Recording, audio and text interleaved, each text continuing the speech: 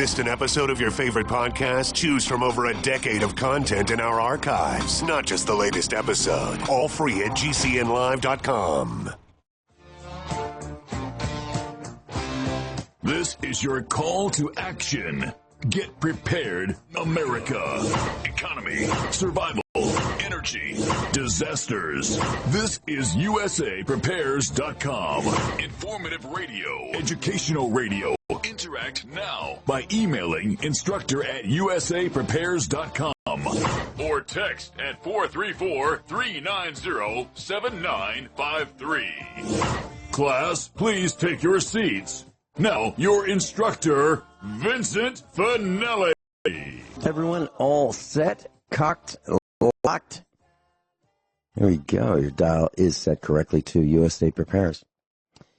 If you'd like to call us, we'll pay for the call today. 866-582-9933. 866-582-9933. Telephone listen line, we've got one up and running. While we're live, it plays USA Prepares. Plays other broadcasts when we are not live.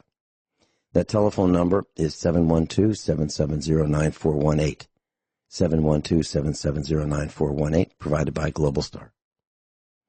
And we are live from 9 a.m. through 11 a.m. Central Time, Monday through Friday. Jason is engineering the broadcast in Minnesota. I'm Vincent Finelli. We've got Lark in Texas, and we're going to raise the bar. Lark believes that language is important. I am in total agreement. We're going to be talking about communitarianism. This is not doublespeak. This is true, and you're going to learn a lot. Lark will use a lexicon replete with polysyllabic words. No question about it. Lark in Texas is a retiring fellow. He likes simple things. He likes tinkering, piddling, whittling, reading, writing, doodling, and other things.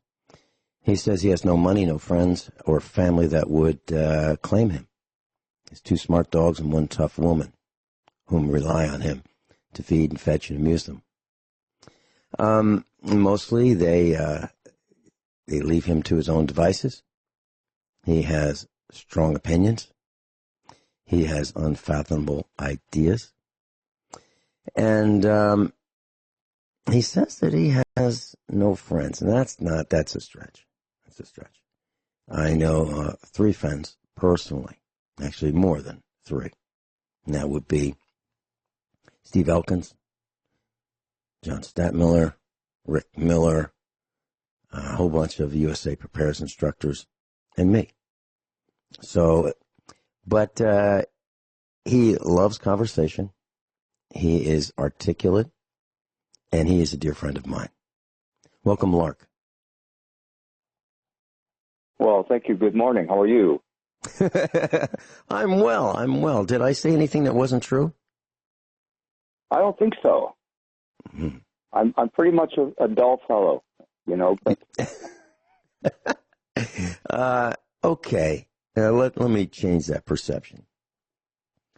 So John Statmiller came up here to the farm, and Lark was with him. So these 2 guys drove up together from Texas. And we had a whole house full. We had Ricky Rocket. We had Aaron Dakins. A whole bunch of us were here. And so it was breakfast time, and Lark is a fabulous cook. Actually, he's a chef. And he dove in and asked if he could prepare a meal for us, breakfast, and there he was. And with incredible efficiency, he prepared a fabulous breakfast. So, Lark is not a dull fellow. And, he can be the center of attention very quickly and very easily. And you're going to find out why in just a few minutes. Lark, some people might say they're just an American. What would you say to that?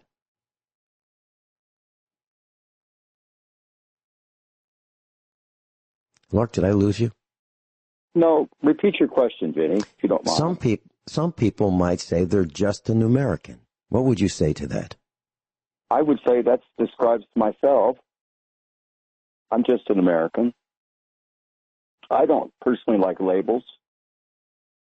And so when I describe myself as just an American, I actually spell it a little differently. It's rather much a play on words.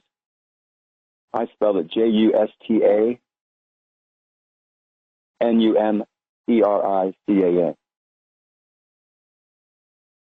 So I kind of cling to my own definition of what is an American.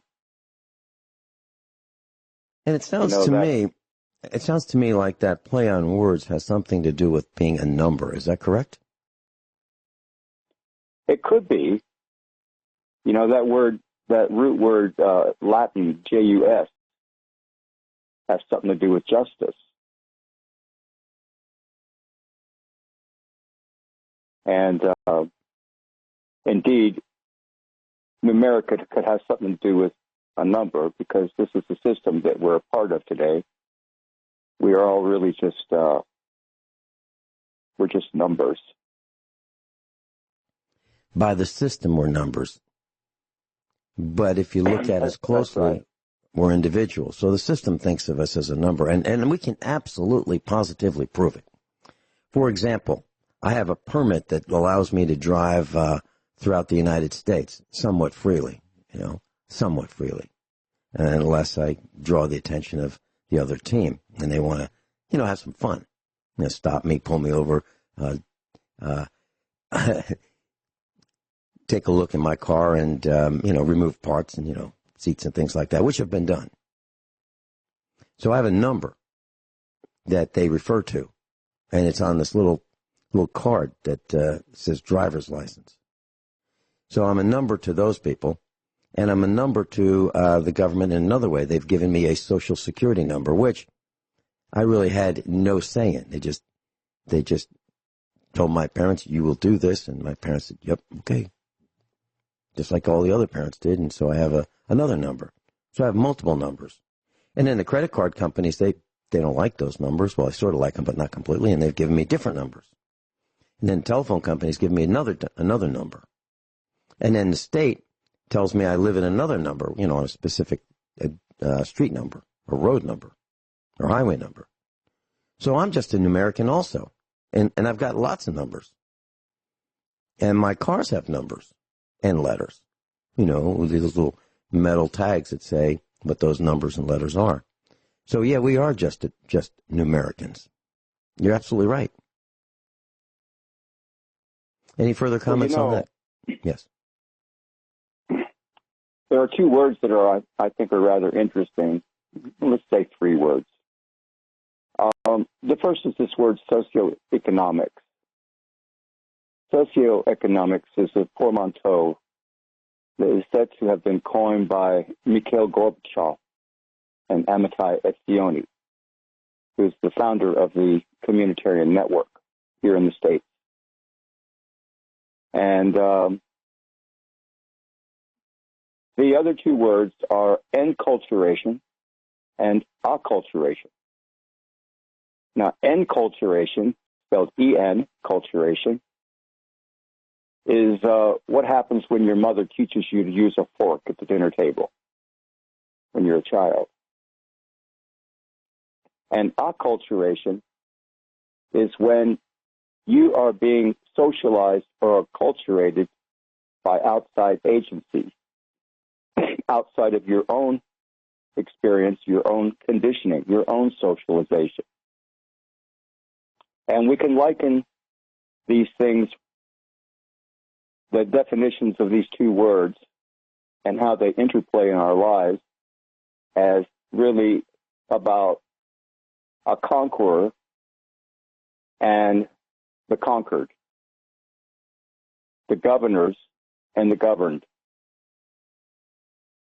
We can think back to The Art of War by Sun Tzu.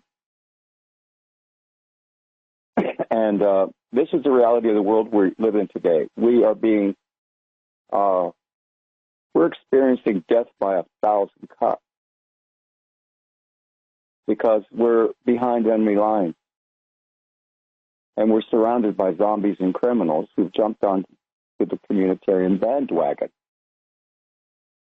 And communitarianism is the one word that all intelligent Americans should be familiar with, but they're not familiar with it.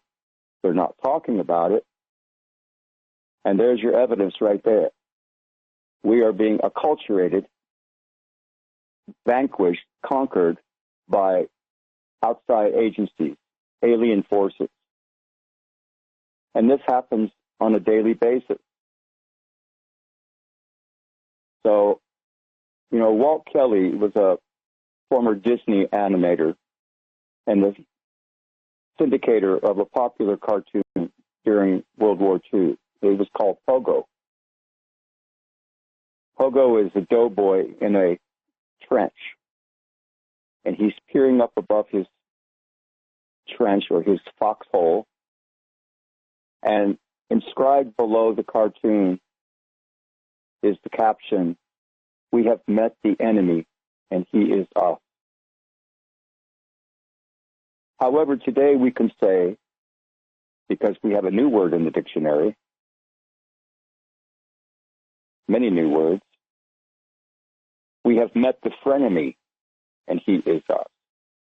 Frenemy is a new word that's in the Oxford English Dictionary, and it combines the words friend and enemy. You might recall that a recent Oxford English Dictionary word of the year was this word post-truth. So this is really the reality of our times. My subject matter is not popular with people because they don't want to hear it, that they themselves could be part of the problem. So I like to use the analogy of the 3 C's. These 3 words, beginning with the letter C, will tell you if you're part of the problem or you're part of the solution. And the first one is compliant. The second is complacent. And the third one is complicit. If one of these words describes you, then probably all 3 of them describe you. And of course, that word complacent is spelled C-O-M-P-L-A-I-S-A-N-T. This is a person who's eager to please. He's the go along to get along type. Compliant is someone who follows orders, takes instructions easily and willingly. And complicit describes a person who is actually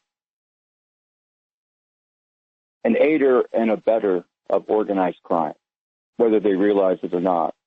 And such people are often referred to as unwitting dupes and useful idiots.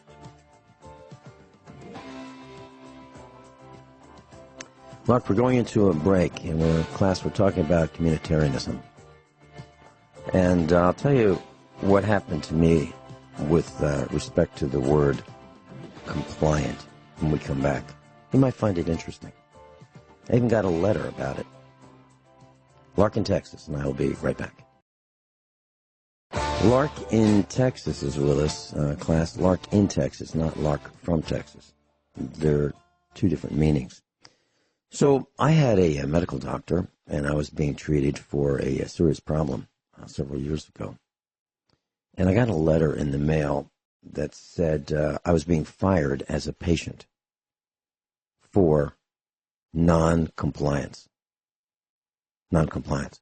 So what is a non-compliant patient? Well, it's defined as a patient who does not listen to or follow medical advice or treatment recommendations. That's a non-compliant patient. And doctors will fire you. They'll get rid of you as a patient. They'll say, you got 30 days to find another doctor, and we're not going to help you find one because you're non-compliant. So basically, they throw you overboard. So, Lark, I meet one of the 3 definitions that you've talked about with the 3 C's. And I have a feeling that that is a single thread that runs through all of your instructors and the class, that we are independent thinkers. We don't necessarily follow the herd because they're all going that way to slaughter. We think for ourselves, or we're learning to think for ourselves. And we're certainly not complacent. Lark, your comments? You've met a number of us. And if you were to see a psychiatrist, he or she would tell you that you're probably suffering from oppositional defiance disorder, or ODD. Well, that's which true. Of course is born from dissociative identity disorder, or DID. And in the future, you can watch for something else. It's called continuous partial attention. That's everywhere. And this is what's happening. You know, I don't know if you're familiar with the probably you are, Vincent, a buffalo jump. Well, this is what the North American Plains Amerindians were wont to do on a regular basis with the bison herds. They would routinely stampede them towards the edge of an abyss, to the edge of a cliff, and then they would harvest the skin, the bones, the meat that would be the result of herding these animals to the edge of a cliff and into a ravine. And so what has happened in America, for instance, it's happening all over the world, but the best and the brightest amongst us are being wielded as weapons. You know, John Maynard Keynes, in an address at Harvard University post-World War II, you can find this at Keynes at Harvard on the internet. He said that the Marxian socialists had it all wrong, because the Marxian socialists wanted to appeal to the proletariat, the working man, the wage slave, in hopes that a significant number of them would gather their pitchforks and storm the Bastille. But the Fabian socialists had it all right, by contrast, because the Fabian socialists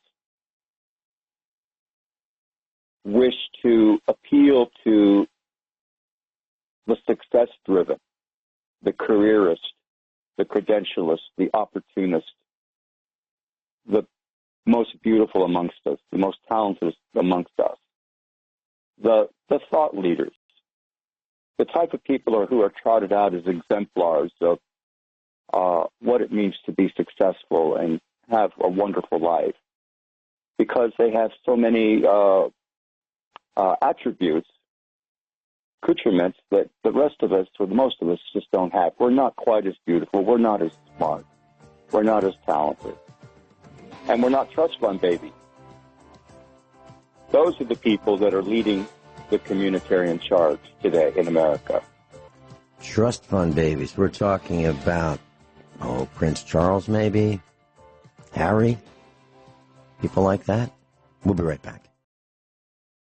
Class, my dad was an educator in the public training camp. And after World War II, he wanted to become a teacher. He went to the university. He studied what was necessary to become a teacher, and he taught the sciences. He taught physics and chemistry, and also music. He was a musician. So he was a believer in the public training camp, but he modified his school. He became a teacher, and then he became a teaching principal, and then he became a principal, and then he became an acting superintendent of schools. And he decided that the children who were in his school were placed in classrooms incorrectly. So he realized that just because someone is X number of days old doesn't mean they should be grouped with other children about the same number of days old. He felt that they should be put in groups based on their ability to learn at a specific speed and based on what they already knew and how they learned. So he took all the grades out of his school. There were no grades per se as you would think of, first, second, third, fourth, fifth, sixth, 12th grades.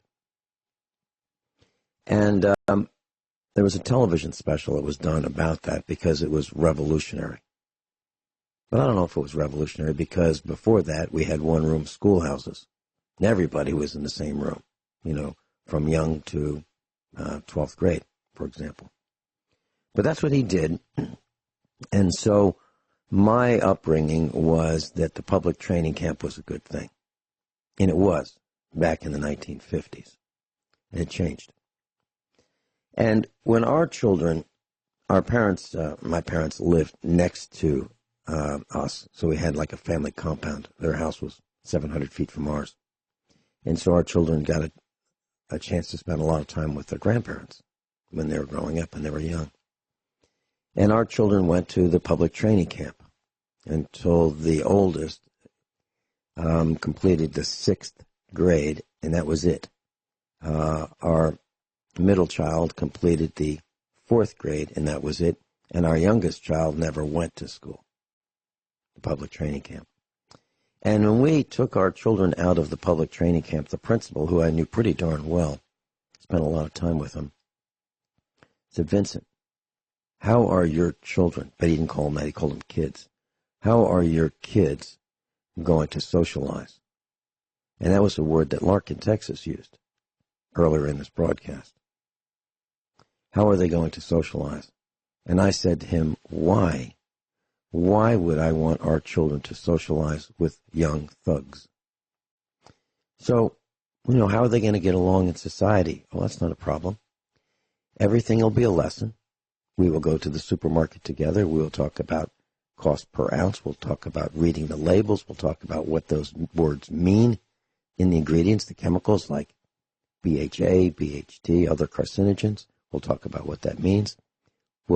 Everything will be a lesson. Everything. And then for, getting along with people that are hard to get along with, that's no problem. They will go to karate classes many times a week. And they competed in the state championship. They competed in the dojo championships. They competed in the regional 6 state championships. And they competed in the national championship. So we taught them how to fight. So that's how we dealt with socialization, because we did not want our children to grow up learning how to be a thug. Lark, your comments?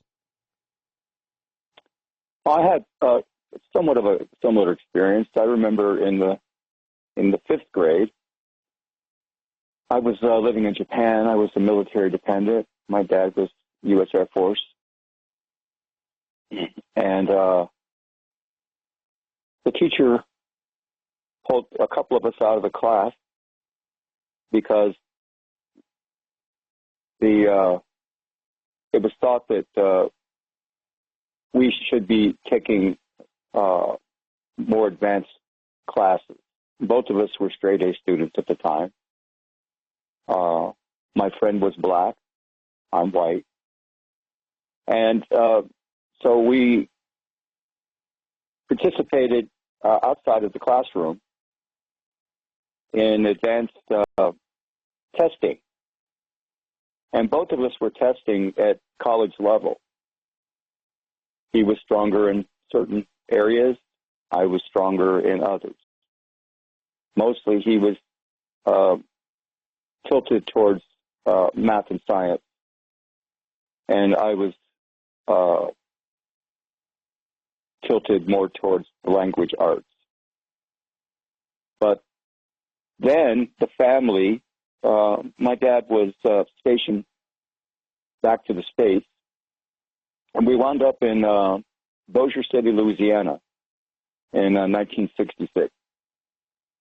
And again, I'm now in the 6th grade. Again, I'm making straight A's. Finally, my parents decided that there was something wrong. That I was acing these classes. I wasn't even really doing my homework. And so she felt, especially my mother, that there was something wrong. Something was amiss. And so she arranged for me to be transferred to another elementary school.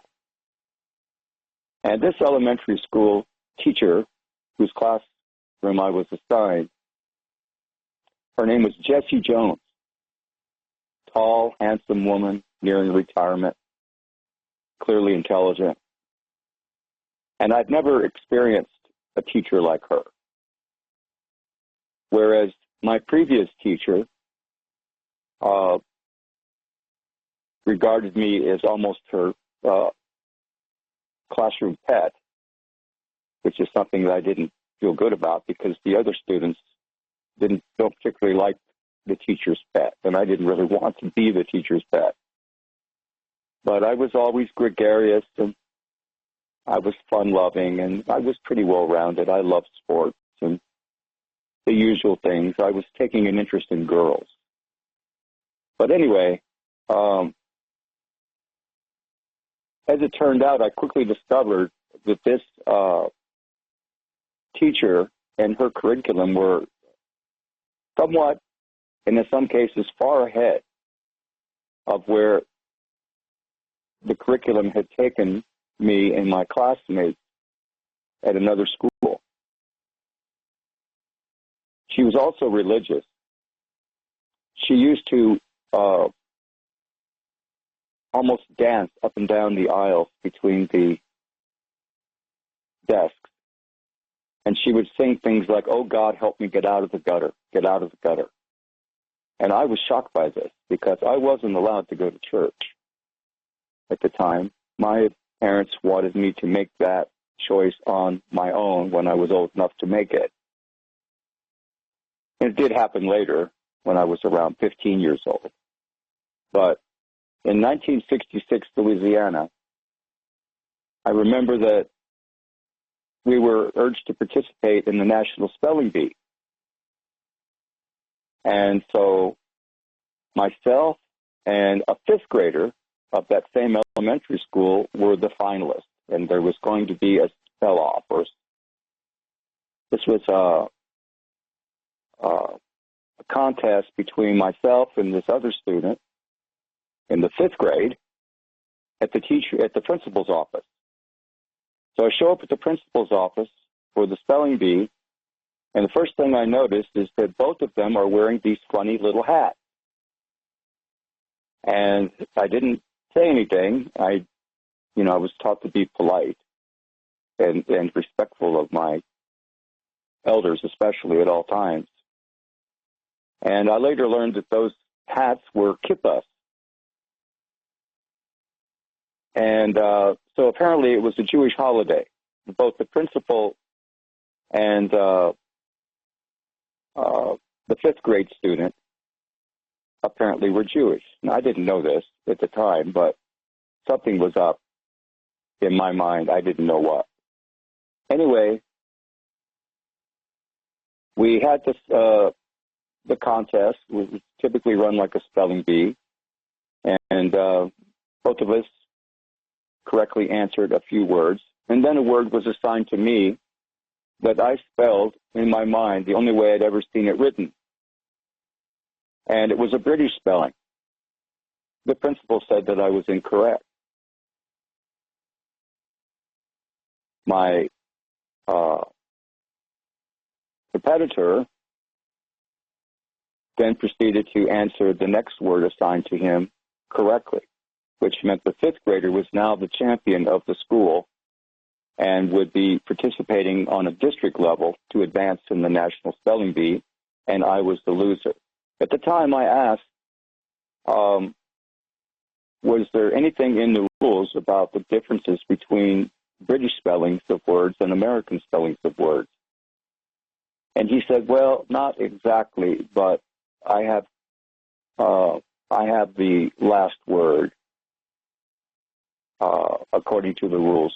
In other words, the discretion is mine, and what you spelled was a word that's not in the American lexicon. And so, anyway, I accepted it because, as a sportsman, I was taught to be a good sport, shook the principal's hand, my competitor's hand, and moved on back to the classroom. The teacher asked during the recess, she called me aside. She says, well, how did it go? And she had a smile on her face, as if she already knew. I explained to her what happened. I said that there's nowhere in the rule book that there was to be a differentiation between British and American spellings of words, and yet the principal decided that I would be the loser in this contest. She had a smile on her face the whole time. And I learned later that she had had a lot of conflict with this principal. Remember, this was in 1966. She taught myself and the class an important lesson. She explained that this word human had always been used as an adjective, and most commonly to describe the noun being, as in human being. But the schools had changed. And you remember later on we had things like new math. Civics was replaced by social studies. Well, this preceded this. Again, 1966. She said when she was growing up and the way she learned it in academia, when she went to college, human was always an adjective to describe the noun being. And I asked her why that was, and she said that they wanted to separate man from God. Let's talk more about that when we come back. And very interesting.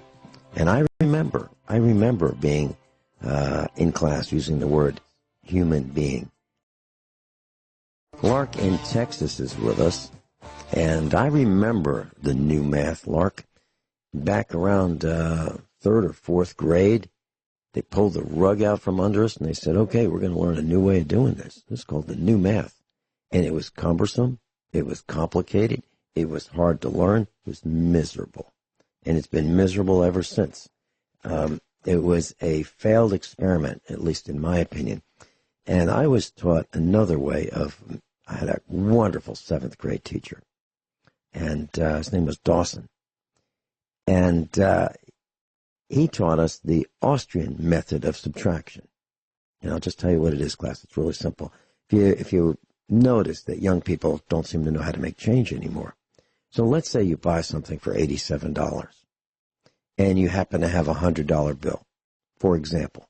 This is to make it easy on the radio. Well, you don't have to do the subtraction. Say 100 minus 87 is 13. You don't have to do that. What you do is you say 87 plus $3 is 90, and 10 more equals 100. And you can count this out from your hand to the other person, the buyer's hand. And you can say, okay, that was 87. 1, 2, 3. That's 90. And here's a 10. That makes 100. Done. Very simple. And so we've convoluted our educational system.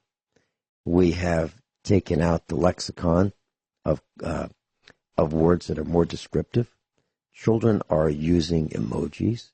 They're using 1 or 2 or 3 letters to denote complete thoughts. I don't understand what they're saying. It makes no sense to me.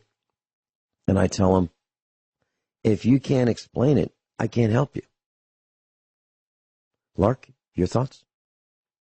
Well, Major John Rollins Rees, who headed up the Tavistock Institute in Britain during World War II, he consulted with a linguist by the name of C.K. Ogden. And this linguist was famous for what he called basic English. And in it, he posited that the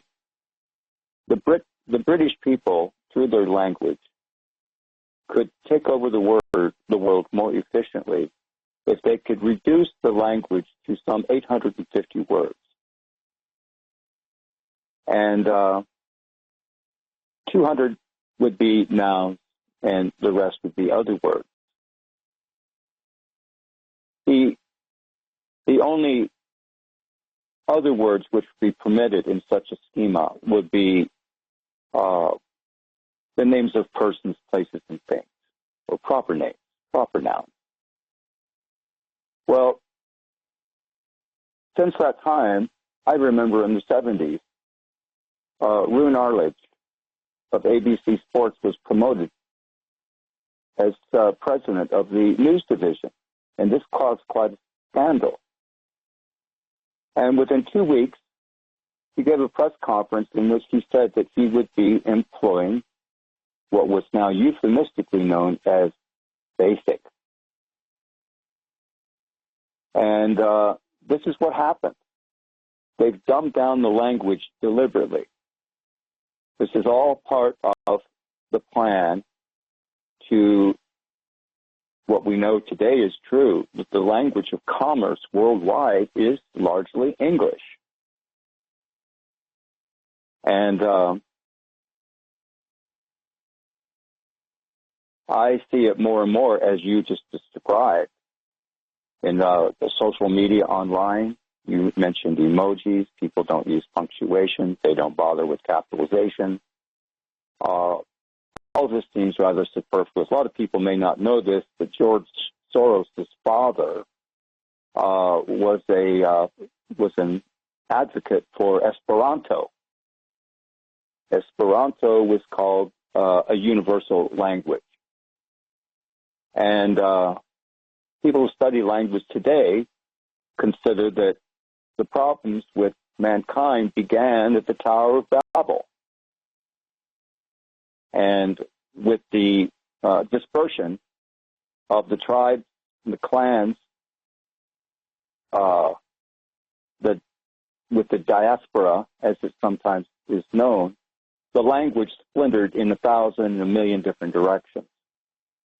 And so we're not communicating with each other very well anymore. I know in this country, you can use words like constitution, conservative, liberal, and you're not sure that if you have an idea about the definition for that word, that it comports with another person's, or persons, plural, idea of the same word. And so what are we really doing but talking past one another? Imagine Very well said. Imagine the words the public sphere. Is it S-P-H-E-R-E, the public sphere, or the public F-E-A-R, sphere? Which one do you hear? Very well said, Lark. Very well said. And my biggest opponent in the public school system when I was a consultant was a black English teacher who wanted the students to use computers for writing their papers, and she wanted to teach Ebonics. And wow. we held her off at the pass until I left. Lark, thanks so much for being with us. Everyone all set? Cocked? Locked? Here we go. Hour number 2 of USA Prepares. Just me this hour, unless you decide to call in. If you do and you want to talk about preparedness, you're certainly welcome to do that. And that number is 866-582-9933. Telephone listen line is up and running, 712-770-9418. This hour is about tips from the book and some of my thoughts.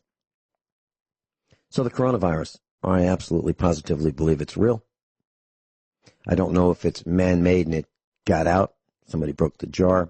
You know, their thoughts about that coming, it being housed in Canada at a BL lab, BL 4 or 5, and it was stolen by the Chinese or shuttled out of Canada to China, and somebody dropped the jar. I don't know. But I do know that I believe it is absolutely, positively real. Some people say, well, you know, it's not real. It's just a distraction. It's a distraction so that you will be induced to not pay attention to other news. You will be induced to get a vaccination. There is no vaccination right now. They say The media is saying that it's being prepared, it's being rushed through, and it probably won't get through all the trials that it needs to make sure it's safe. So y'all can get your vaccine, and that could kill you. There's that thought. So what's the Finelli family doing? Are we going to get vaccinated? No. No. Are we going to stay healthy? Yes. Are we going to lock the doors? Yes. Are we going to go out and travel and do frivolous, stupid things? No. Are we going to do risky things? No. We're pretty much going to be isolated here on the farm. No visitors, no guests. And that's how we are handling this. So I believe it's absolutely positively real. The incubation period is thought to be somewhere between 0, 1, 2, 3, and 14 days. So that means that about half of the people who have been exposed or have it don't even know they have it because they don't exhibit the symptoms yet. About half don't know. There's a nurse on a YouTube video in China crying, screaming, wailing, and she says that, this was days ago, that there are at least 100,000 infected. 100,000. So the numbers keep climbing, and it all makes sense to me that, what is the R naught? That is the number that's associated with the transmission of the contagion. So an R naught of 2 would be if one person has it, they infect 2. And those 2 each infect 2. And those infect 2. And it gets massive very, very quickly. We can be talking hundreds of thousands, if not millions, very, very quickly. So what do? Well, obviously you want to limit your exposure. What I did was I bought a ultraviolet pen light months ago. We use it in the automotive shop to detect leaks. And if you want to have some fun with it, if you have a pet, get an ultraviolet light. Do not look at it. Do not look at it. Do not look at the light. You'll damage your eyes. If you have a pet, you might have some fun, just shining it on the rug or the floor. Wow. You'll see where that pet's been. You'll see illuminated areas of accidents from your pets. Try it. You'll be amazed. You're going to want to wash those carpets.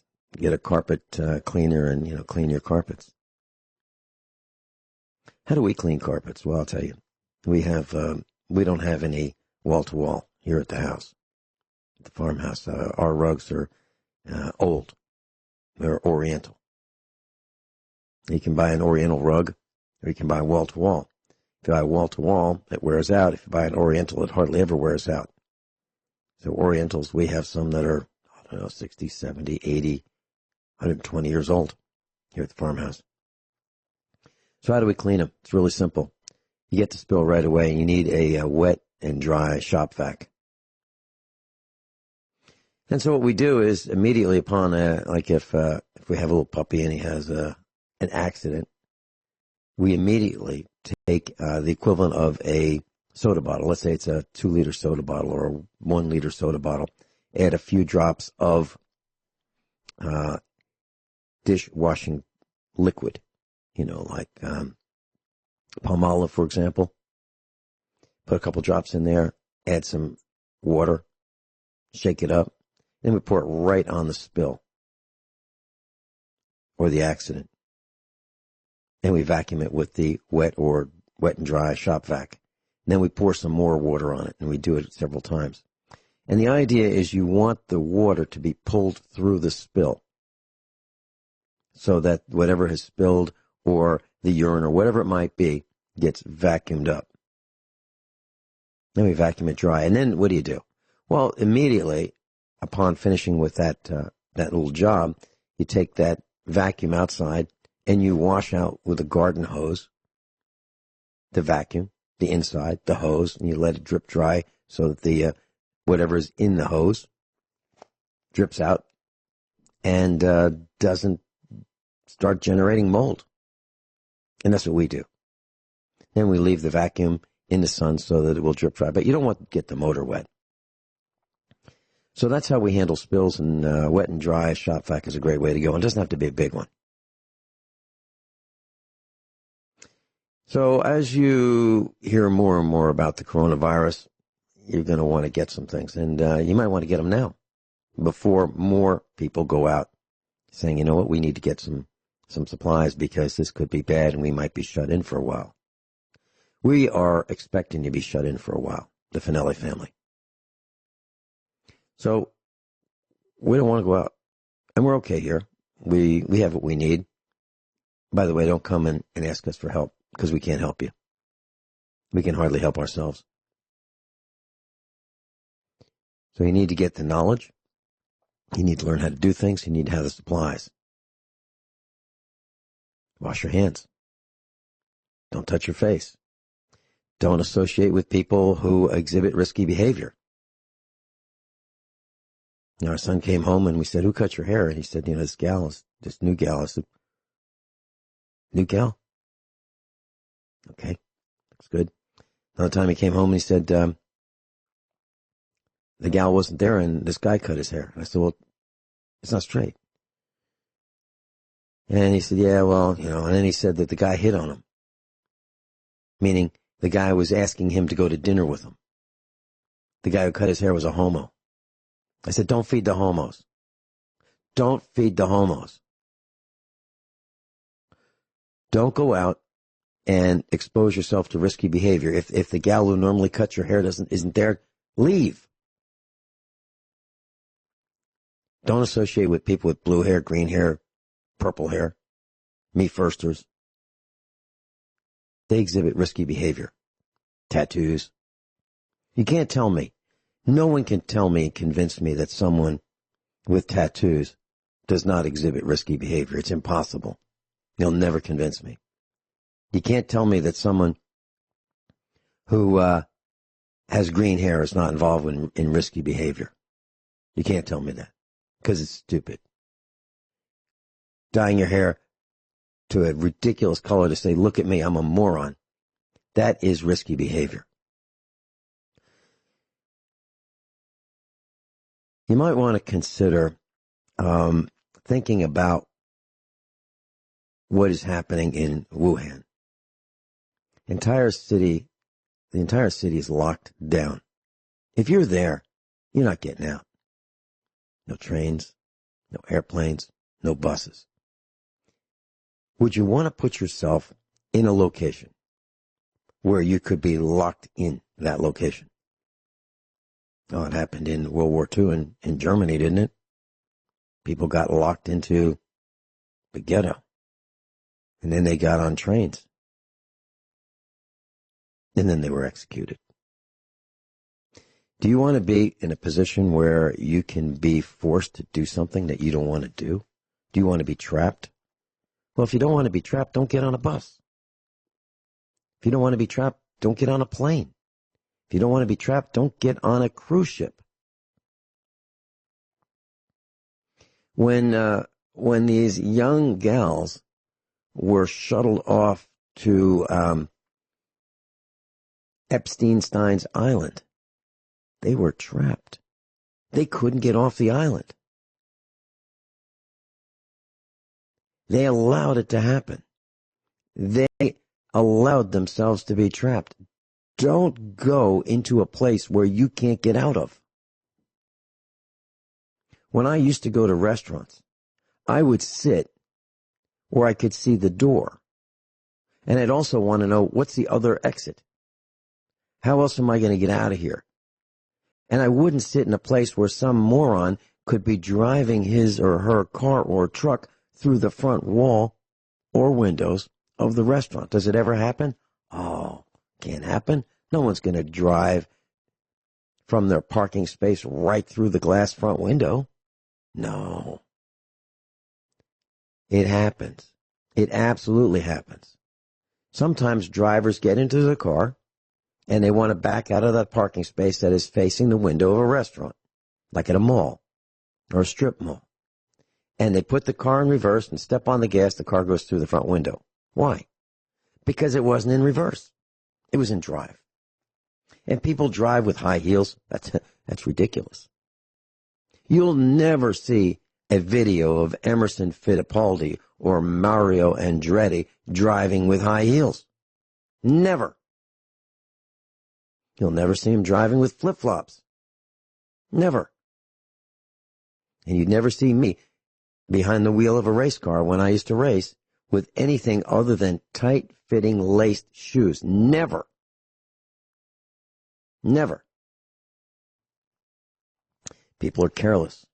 They're reckless. They don't think. Stay out of the way of them. Minimax regret. What's your maximum regret? I've taught that to every class that I've ever taught, regardless of the subject matter. Minimax regret. How to minimize your maximum regret. What's your maximum regret? Well, maybe it would be getting the coronavirus. So if that's your maximum regret, what do you do to minimize that maximum regret? Don't go near people who might have the coronavirus. How is it contracted? Well, it's contracted through touch. We know that. It's contracted through the eyes. We know that. So don't go near people who are coughing and sneezing. As a matter of fact, if you want to have a lot of fun, what would happen if you went to a movie? You know, the movie starts and you start hacking and coughing. What would happen? I mean, I'm not recommending you have that kind of fun. But can you imagine? Can you imagine? You don't even have to shout fire in a crowded theater. All you have to do is start coughing and hacking now. We'll be right back. So, class, during the break, I went in to warm up a cup of coffee. I added some more coffee to my USA Prepares coffee mug. And Mrs. Finelli was on the speakerphone, and she was chatting with this gal. And she said, the gal on the other end of the phone said, "Why do you want fiberglass furnace filters?" And I kind of smiled. This gal had no idea. Why would you want one of them rather than the really expensive 3M pleated 30-day filters? Why would you want a fiberglass filter for your furnace? So I took a minute and I explained to the gal on the phone. I said, look, you can take a furnace filter and they'll last at least 15 years if you're careful with them. And if you have a compressor and you put on a respirator, you take the filter out and you find out which way the wind is blowing, and you blow the dust out of the furnace filter. From opposite direction that the dust went into the furnace filter. And then after you blow the dust out of it, you then stack the furnace filters, if you have multiple, and you spray them with a light coat of end dust, and you leave them in the sun. The sun will disinfect the bacteria, kill the bacteria on the furnace filters. It will volatilize the end dust so you don't breathe that smell. And the end dust causes an electrostatic charge on the fiberglass furnace filters, and it traps the dust particles way better than the furnace filters could trap it in the first place. But 3M and all these other companies want you to buy these, I don't know, $10, $12 furnace filters that last 30 days. Forever. Just keep buying more filters and throwing them away and building your own Mount Trashmore in your neck of the woods. Well, so what we're doing is we're just topping off those things. Now, do we need a furnace filter or 2 or 3 or 5? No, but are we going to get them? Yes. Because we don't want to go out anymore. So she's looking for a place that can ship them to us. She's looking for, how much do they cost? Well, it should cost about $1 a piece, maybe $2 a piece. But if you look on the internet, they're $12 or $20 or $30 or $40. It's nuts, absolutely nuts. So that is my advice on how to avoid the endless purchasing of furnace filters. You just blow them out. And if you don't have a compressor, there's an alternative way. And I would do this outside. I would not do it inside. So if you have a regular vacuum cleaner with a bag, take the vacuum cleaner and the bag outside. Now, it has to be a canister type. And you use that brush, the round brush with the bristles on the end of your vacuum hose, and you very gently vacuum up the dust from the side of the furnace filter that faces you when you put the furnace filter in the furnace filter housing, the grill, if you will. And I always mark the furnace filters with an arrow to show the direction of the airflow. So I know that the airflow starts from the room and it goes into the ductwork. So I draw an arrow going into the ductwork. I put a couple arrows on the side of the furnace filter. Why do I do that? Because it always goes in the same direction. I want the dust to be trapped in the same direction over and over and over again. So if you don't have a compressor, you can use your vacuum cleaner. And you can vacuum the dust out of the furnace filter, starting from the side that faces you. You vacuum out the dust very slowly, very carefully. Do it outside. Wear a mask, a respirator. Comfort masks, sometimes they're called. You don't want to breathe this dust.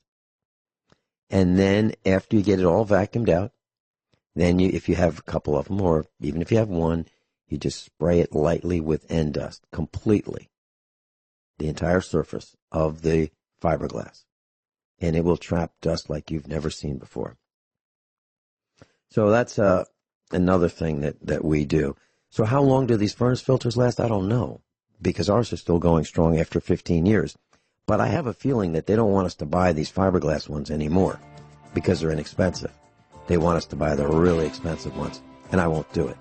I won't do it for a couple of reasons. One is the restriction of the airflow through these 3M pleated media filters is way greater than the restriction of the simple, old-fashioned, inexpensive fiberglass types. Now, typically, the fiberglass types have this blue spun fiberglass material. We'll be right back. I want to thank our engineers. Now, I'm guessing no one's admitted who's responsible yet, but I want to thank our engineers. I'm thinking Nathan, Brad, Jason, one of yins. That's Missouri for y'all, or yous guys. So one of yins did it and put the compliance and commercial in the set. I really appreciate that. And if you missed it, class, just go listen to the archives to getting compliance, and you can get it. You can ask your school system to prescribe it for your child, so they won't have to handcuff them to the desk. We've been talking about the coronavirus. So I would suggest you consider buying a quart or a gallon of plain, unscented chlorine bleach for disinfection purposes. Now, some people, I've heard, I learned this from a black woman in the Commonwealth of Virginia, that it was common for some of the blacks to put a couple drops of chlorine bleach in the bathtub for their children. Now, I'm not recommending that, but that's what they said they did to kill the parasites. Now, maybe it's because they had a well that, didn't have potable water. I don't know. But you may want to look up that, but you certainly don't want to breathe chlorine. It was banned for use in warfare because it was a chemical weapon, chlorine, in World War I.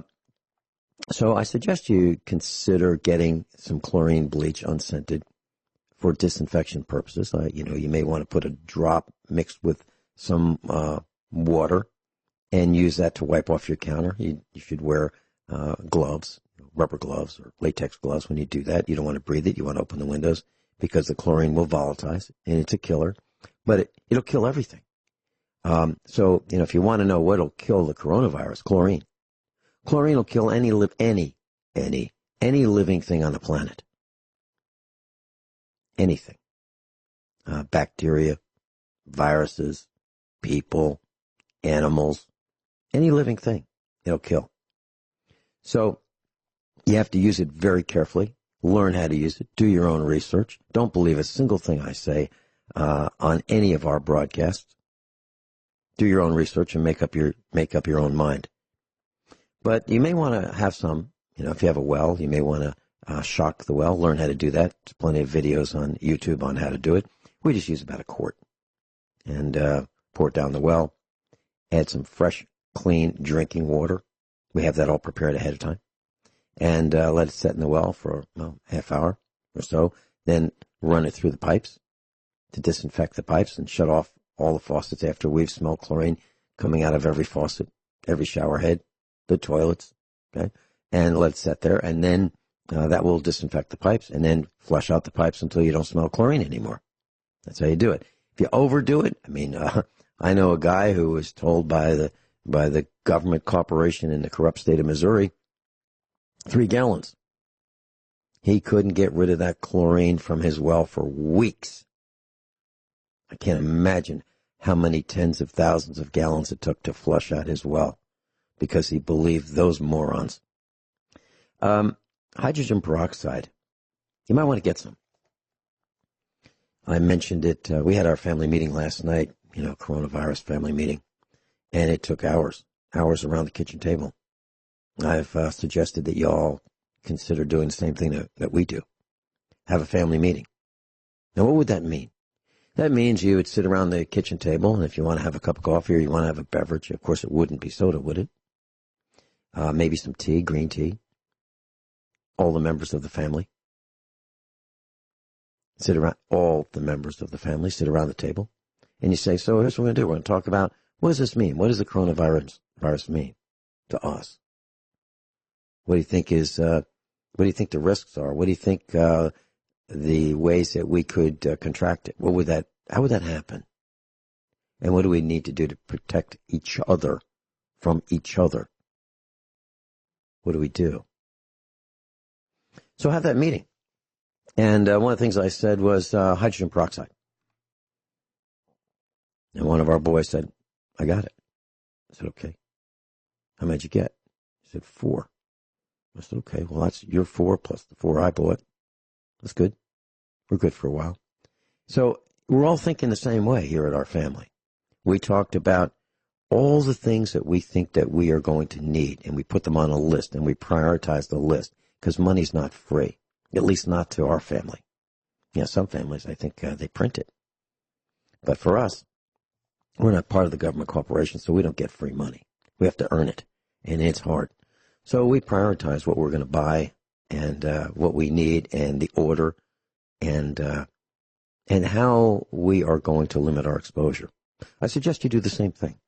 Now, I've been suggesting for years you have this fire drill Friday night. Hey, it's Friday. You can do it tonight. You can go to your electric service panel and shut off all the breakers. Unless there's a medical device that you have to have that somebody might die if you turn off that breaker. Shut off all the breakers. Except maybe refrigeration. Just put some tape across the refrigerator door. Put some tape across the faucets. Put some tape across the flush handle. Just to remind you, you can't flush the toilet because we don't have any water, right? So the reason for the tape on the faucets is to just kind of let you know that there's no water. There is water now, but you want to remind yourself that, geez, you can't use the water. And of course, your cell phones, you put them in a box somewhere and you don't look at them because you don't have electricity to charge the cell phones anymore. So at 6 o'clock, you do this, and you do it for 3 hours. And the experiment's over at 9 o'clock. And it's going to get dark. And you're going to think about what you don't like about this situation.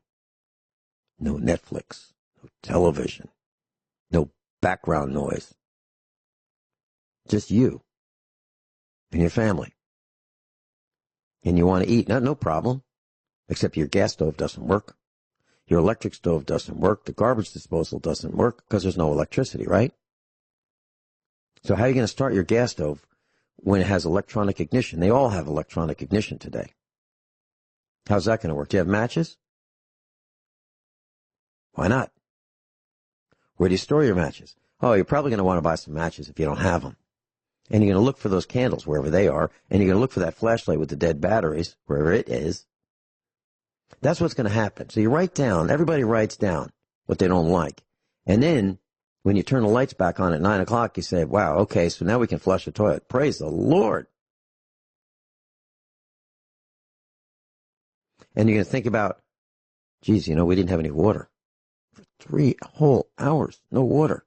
Can't wash our hands. Can't flush the toilet. It's terrible. No water from the water cooler from the refrigerator. No ice. What a terrible thing. You'll get a chance to experience that. But over the years, I've suggested this. No one has ever called in and said, hey, Vinny, I did it. Boy, what an eye-opener that was. It's too hard to do. No one's done it. No one's done it. I challenge you to do it. And call us next week and tell us what it was like. I challenge you. I'll bet you we don't get any calls. We might get one now that I've said no one calls. But I suggest you try that. And what you'll find out is that electric can opener, when you tried to open that can of beans, didn't work because the electricity was shut off for 3 hours.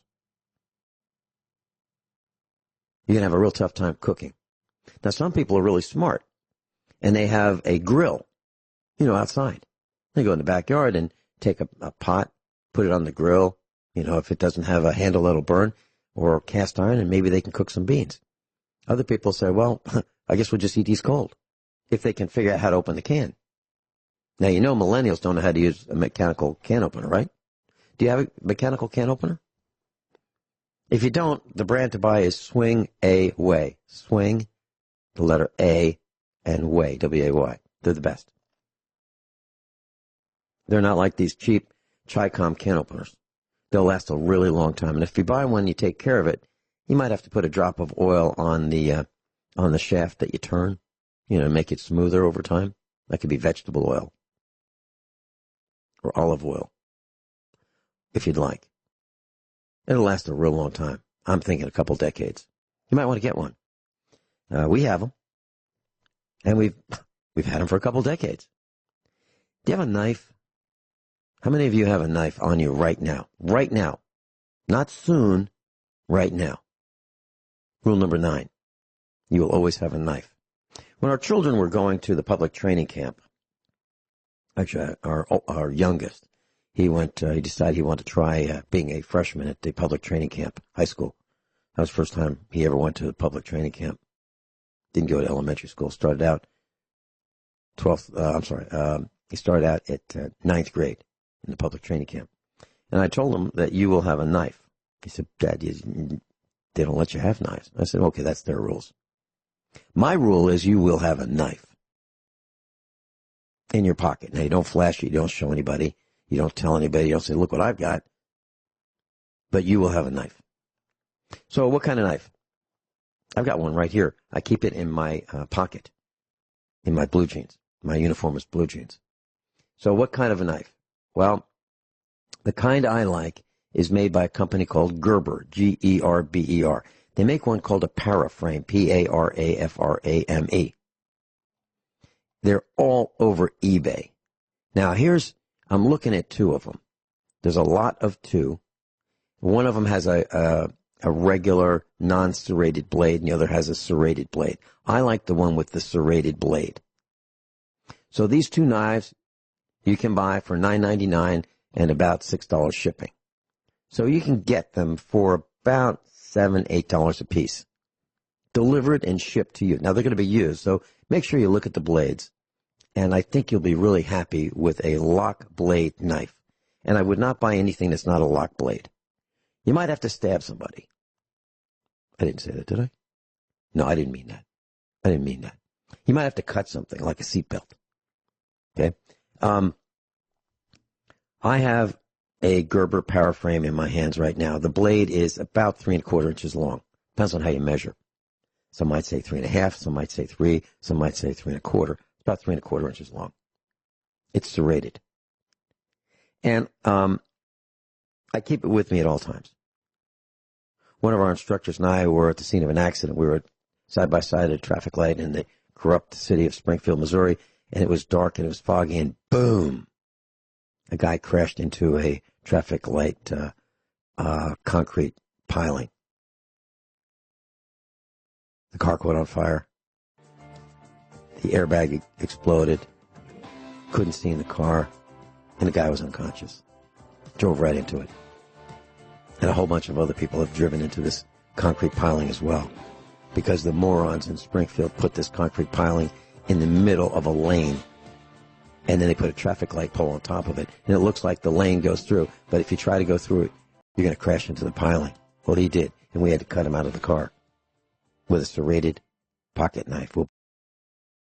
So I'm looking at eBay right now, and I see for sale a lot of, that's two words, a lot, 10 Gerber Paraframe knives, kind of like the one I have with me right now, the one that I always have.